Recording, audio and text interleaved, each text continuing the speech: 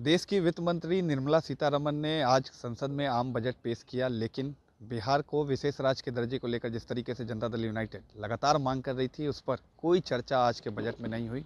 इसको लेकर जेडीयू संसदीय बोर्ड के अध्यक्ष उपेंद्र कुशवाहा ने भी ट्विटर पर ट्वीट किया है। अभी हमारे साथ मौजूद है। सर, आम बजट में बिहार की चर्चा नहीं हुई है, लगातार आप लोग डिमांड कर रहे हैं, फिर भी अनसुना कर दिया गया है। हाँ, निश्चित रूप से इसीलिए हमने कहा है कि इन जनरल यदि बजट को देखा जाए तो बजट ऐतिहासिक बजट है, प्रशंसनीय बजट है, जो राज्य देश में विकास की ओर तेज़ गति से पहले ही से अग्रसर हैं, जो विकसित राज्य की श्रेणी तक पहुंच गए राज्य हैं, उनकी दृष्टि से यह बजट अच्छा बजट है।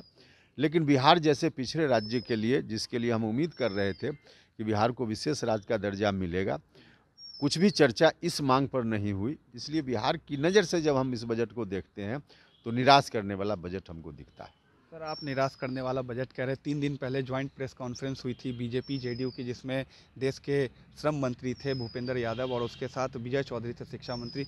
उनसे जब सवाल किया गया कि विशेष राज्य के दर्जे को लेकर दोनों पार्टियों के बीच में काफ़ी कन्फ्यूजन है, तो उन्होंने विजय चौधरी ने कहा कि कन्फ्यूजन कुछ नहीं है, मीडिया कन्फ्यूजन क्रिएट कर रही है।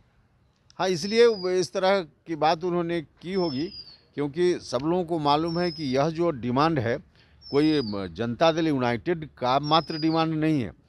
बीजेपी सहित तमाम राजनीतिक दल के लोगों ने मिलकर विधानसभा से प्रस्ताव पारित किया था कि बिहार को विशेष राज्य का दर्जा मिले। तो इस मांग पर तो सब लोगों का समर्थन समय समय पर मिलता रहा है। इसलिए कोई कन्फ्यूजन उस दृष्टि से हम लोगों के बीच में नहीं है। बाकी बाहर में क्या कन्फ्यूजन होता है हमारा विषय नहीं। आज के बजट में 60 लाख और 30 लाख 90 लाख रोजगार देने की बात कही गई है। बिहार में भी 20 लाख रोजगार देने की बात कही गई थी। कितना चैलेंजिंग होगा कि 90 लाख रोजगार देश के युवाओं को दिया जाए? नहीं, देखिए, रोड मैप वित्त मंत्री जी ने जब घोषणा की है कि इतने लाख नौजवानों को रोजगार दिया जाएगा, तो निश्चित रूप से उसमें रोड मैप उसका होगा ही। बजट आप विस्तार से पढ़कर देखिएगा तो कैसे इतने लोगों को रोजगार मिले, इसका रोड मैप निश्चित रूप से होगा और उसके आधार पे उन्होंने अच्छी घोषणा की है। और मुझको लगता है कि नौजवानों को आगे आने वाले दिनों में रोजगार ज़्यादा से ज़्यादा मिल पाएगा, ऐसी व्यवस्था इस बजट में हुई है। सर, एक आखिरी सवाल। रेलवे आरआरबी एनटीपीसी का मामला चल रहा था, लेकिन आज के बजट में रेल के लिए ट्रिपल पी मॉडल के साथ रेलवे को जोड़ा जाएगा और इसको लेकर मैन्युफैक्चरिंग में जो अवसर है जॉब के क्रिएट किए जाएंगे। क्या मान लिया जाए कि रेलवे को अब सरकार प्राइवेटाइजेशन की ओर बढ़ा रही है?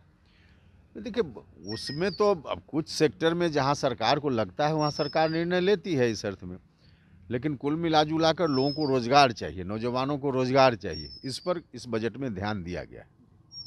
धन्यवाद सर। हमारे साथ उपेंद्र कुशवाहा थे, जेडीयू संसदीय बोर्ड के अध्यक्ष, जिनका साफ तौर से कहना है कि आम बजट जो आज वित्त मंत्री ने पेश किया है देश के लिए भले ही अच्छा हो सकता है, लेकिन बिहार की विशेष राज्य के दर्जे की मांग को दरकिनार किया गया है और इसके लिए वो अफसोसजनक है कि जिस तरीके से मांग को अनसुना केंद्र सरकार कर रही है। आप बने रहें न्यूज़ पेपर के साथ। रमन राय, पटना।